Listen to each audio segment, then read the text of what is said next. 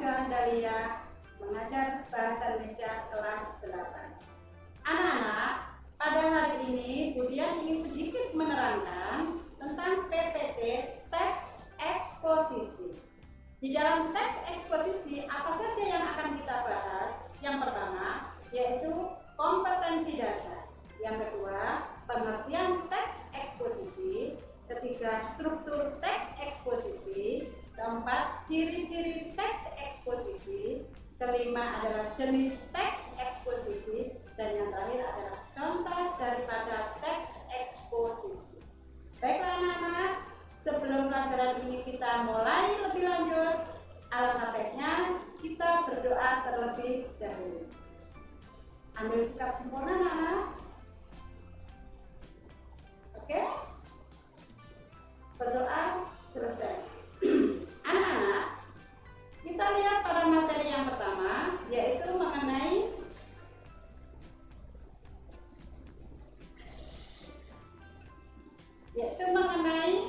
kompetensi dasar.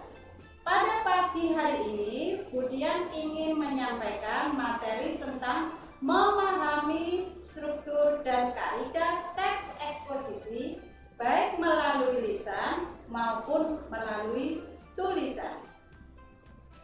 Kemudian, sebelum menjabarkan kepada yang lebih luas lagi, kalian harus paham apa yang dimaksud dengan teks eksposisi.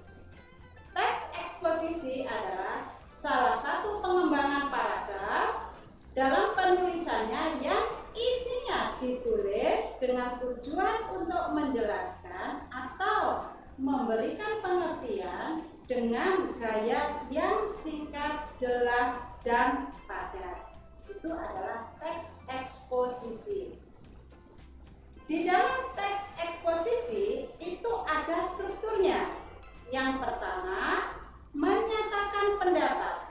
Yang kedua, menyatakan argumentasi. Dan yang ketiga, penegasan ulang. Kemudian ciri-ciri daripada teks eksposisi, yang pertama, bersifat informatif. Yang kedua, bersifat objektif. Ketiga, harus bersifat fakta. Keempat, menggunakan kata bilangan. Kelima, menggunakan konjungsi. Keenam, menggunakan istilah. Dan yang terakhir, menggunakan bahasa baku.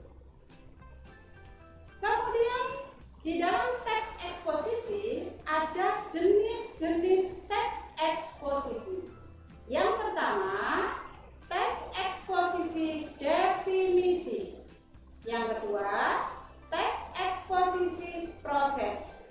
Yang ketiga, teks eksposisi klasifikasi. Keempat, teks eksposisi ilustrasi. Kelima, teks eksposisi pertentangan. Keenam, teks eksposisi analisis. Ketujuh, teks eksposisi perbandingan. Dan yang terakhir, teks eksposisi berita. Kemudian, Budian ingin menyampaikan contoh daripada teks eksposisi.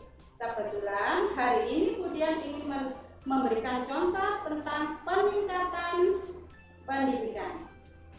Peningkatan pendidikan ini contohnya adalah kita harus mengambil 3 struktur. Yang pertama tadi adalah tesis. Tesis itu adalah untuk pendahuluan. Contohnya, pendidikan adalah hal yang paling efektif untuk mempengaruhi dunia. Hal tersebut dikarenakan pendidikan dapat digunakan sebagai batu loncatan untuk mengetahui segala informasi serta ilmu yang ada. Sedangkan argumentasi atau pendapat, contohnya, banyak sekali upaya yang dilakukan oleh pemerintah, contohnya Indonesia, dalam melakukan pembangunan gedung sekolah, bahkan sampai melakukan kegiatan bebas biaya sekolah dan sekolah gratis. Di Indonesia, peningkatan upaya pendidikan memang tergolong lumayan baik. Selain itu, hal yang paling utama ialah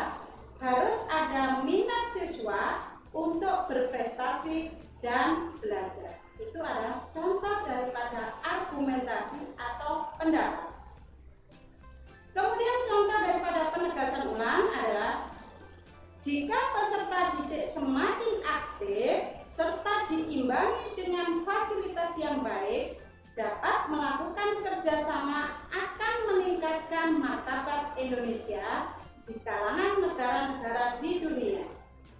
Jika hal tersebut terjadi, maka akan menarik perhatian investor asing untuk menanamkan modalnya di negara ini, sehingga tingkat ekonomi masyarakat dalam negeri semakin meningkat.